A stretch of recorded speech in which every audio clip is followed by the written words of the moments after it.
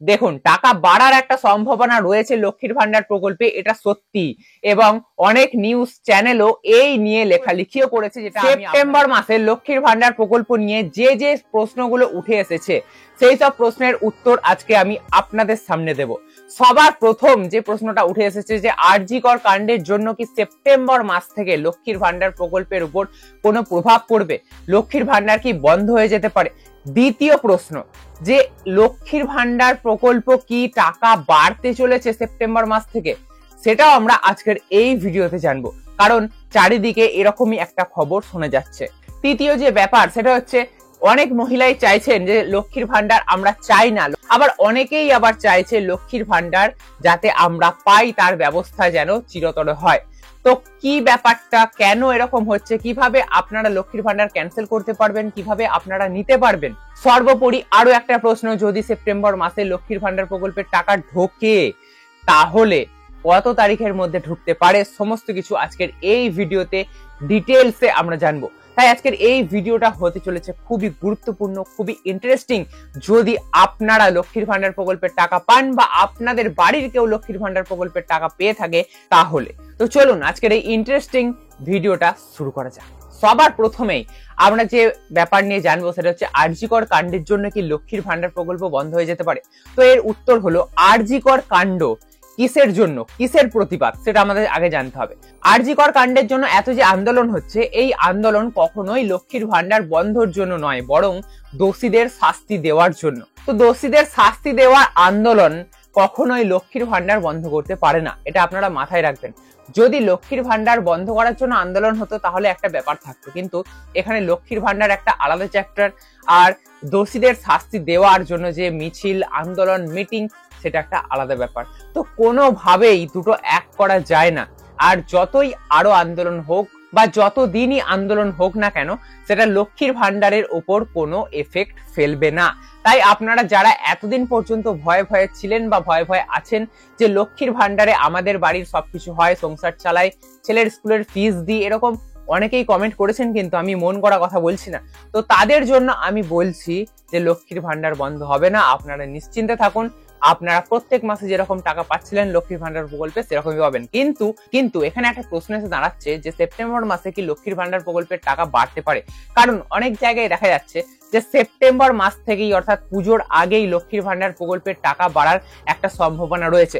কেউ বলছে 2000, কেউ বলছে 2200, এরকম করে টাকা বাড়তে পারে। অর্থাৎ আপনারা যেটা 1000 পাচ্ছেন সেটা 2000 বা 2200 পর্যন্ত হতে পারে। তো ব্যাপারটা কি, সেপ্টেম্বর মাসে কি আদেও লক্ষ্মীর ভান্ডার প্রকল্পের টাকা বাড়বে? দেখুন, টাকা বাড়ার একটা সম্ভাবনা রয়েছে লক্ষ্মীর ভান্ডার প্রকল্পে, এটা সত্যি।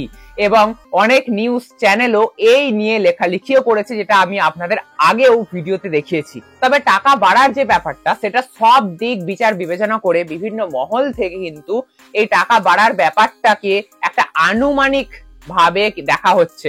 এটা কিন্তু কোনো সরকারি নোটিশ বা অফিসিয়াল কোনো সিদ্ধান্ত নয় টাকা বাড়ার।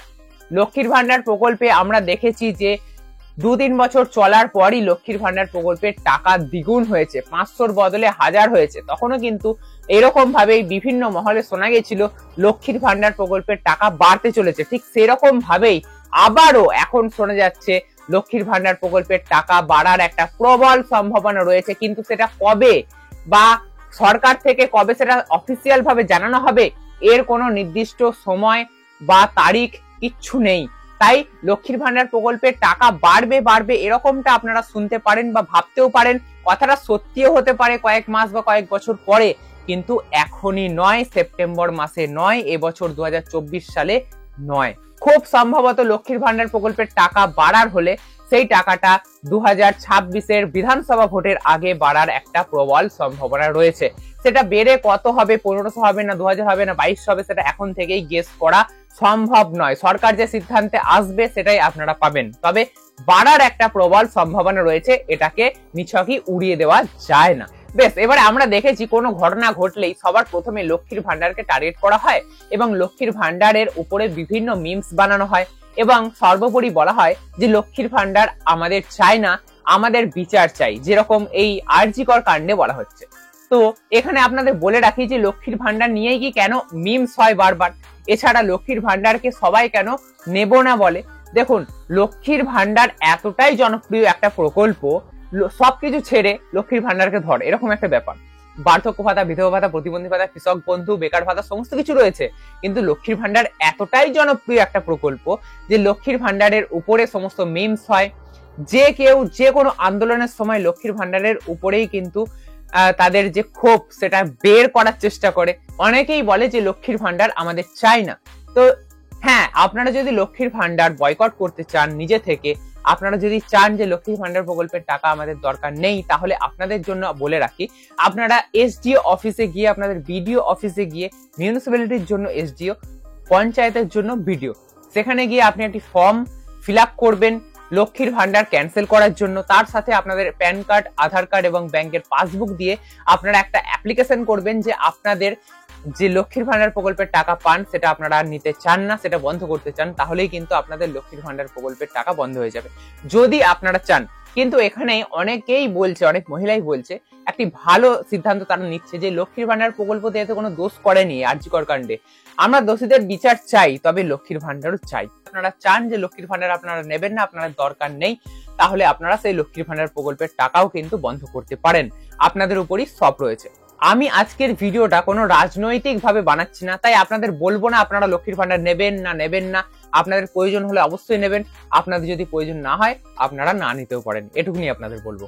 আচ্ছা, আমরা জানলাম যে লক্ষ্মীর ভান্ডারের টাকা বন্ধ হবে না, লক্ষ্মীর ভান্ডারের টাকা সেপ্টেম্বর মাসেও ঢুকবে, এমনকি সেপ্টেম্বর মাসে কোনো বাড়তি টাকা ঢুকবে না, যে টাকা ঢুকছিল এতদিন ধরে 1000 বা 1200, সেই টাকাই আপনাদের ঢুকবে। কিন্তু এখানে প্রশ্ন এসে দাঁড়াচ্ছে যে লক্ষ্মীর ভান্ডারের টাকা এই সেপ্টেম্বর মাসে আমরা কবে পাবো? তো সেপ্টেম্বর মাসে লক্ষ্মীর ভান্ডার প্রকল্পের টাকা আপনারা 5 থেকে 6 তারিখের মধ্যে আপনাদের অ্যাকাউন্টে দেখতে পারবেন।